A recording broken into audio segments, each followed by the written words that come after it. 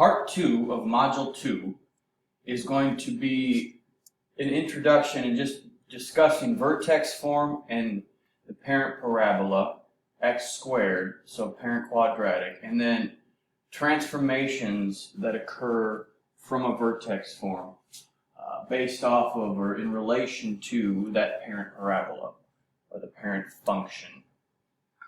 So, to begin, let's compare standard form, which we've talked about before, right here, versus vertex form. Again, a quadratic can be written in either form, and either form can mean the same quadratic. It's just vertex form helps you see the very special thing that is part of the parabola, the starting point of the parabola, which is called the vertex, which you learned about in part 1 of Module 2. And so, between standard form right here, ax squared plus bx plus c, where a, b, and c are coefficients, you have vertex form here. They use different variables, but again, it's considered to be the same quadratic. A is still a coefficient. X right here will never change. The same as this x will never change. And then your h and k terms, you notice that h and k are very special because h and k down here, as it's pointed out, h and k form the vertex. They form the vertex. So whatever value is h and whatever value is k, they form the vertex. Now we're going to talk a little bit about how h, technically the value of h is lying to you if it's inside the parentheses like that. So the value of h, whatever it might be, is actually the opposite value, but we're going to talk about that in just a second. But that's a little introduction to vertex form. So if you ever see a quadratic written in this form, all that it's saying it's vertex form, and it's very specified to give you the actual vertex of the parabola. Where, if you remember, in standard form, we had to use that formula, negative b over 2a, to find the vertex. So the vertex form is just a little bit more convenient if given to you in that. So, to begin, in vertex form, we're going to bypass the technology option in just a second and save that for the end. If given vertex form, technically the basic parabola right here is also written as the parent function or parent parabola. Just make note of that.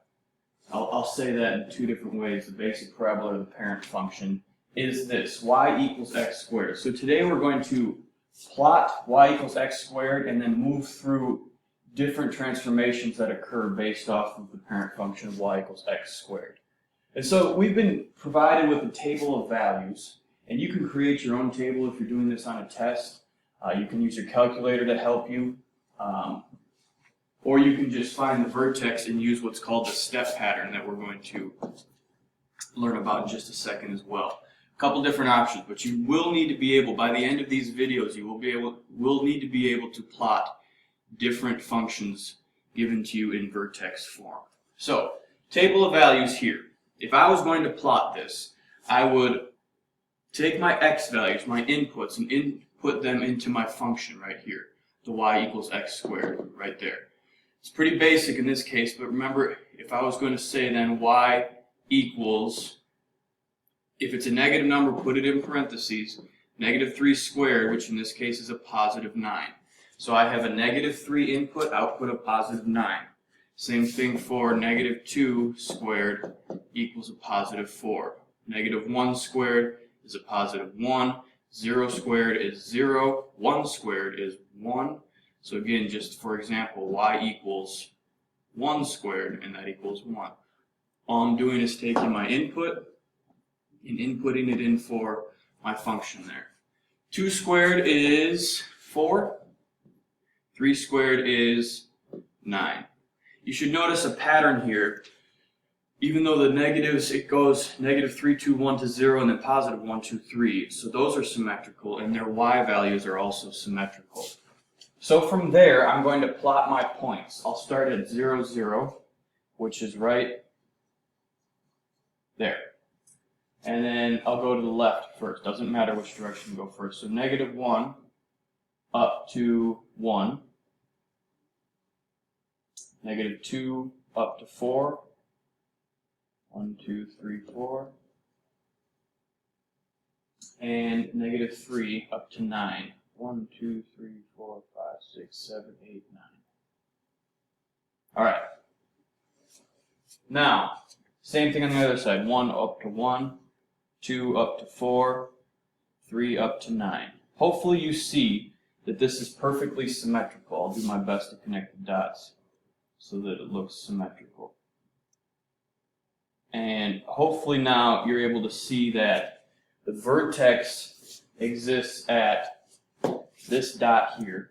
The vertex is always the minimum or maximum, and it's the beginning, it's the opening, it's the most important piece of any quadratic function. So the vertex we can fill in now with 0, 0. And then we also know that if it has a minimum, and we can tell that x squared is positive, that it's opening up. Those are some goals you need to be able to tell me really quick today as well as you're working through this.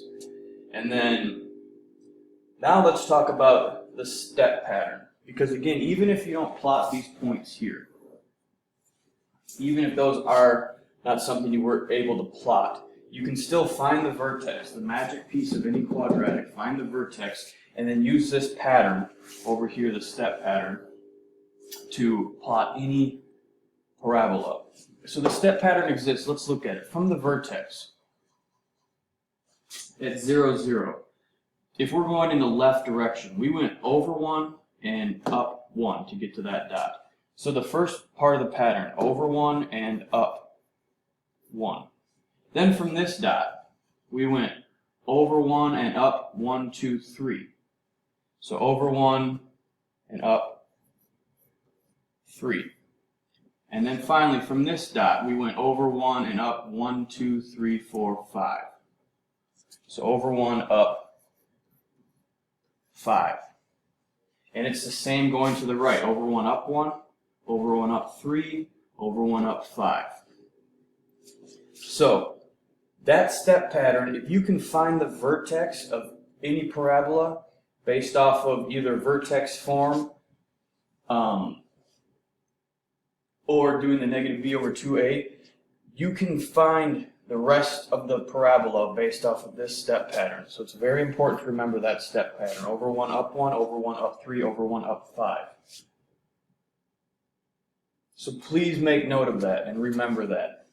And it's important to note the vertex is 0, 0 based off of the y equals x minus h squared plus k. If you notice this function here, y equals x squared, there is no h value and there is no k value. So if there's no h value or k value, we can assume that the x value, which I didn't mention this, but in vertex form, h is always the x value, k is always the y value. So in vertex form, the x value, if it doesn't have an h, is 0, you can assume, and if it doesn't have a k, it's also 0.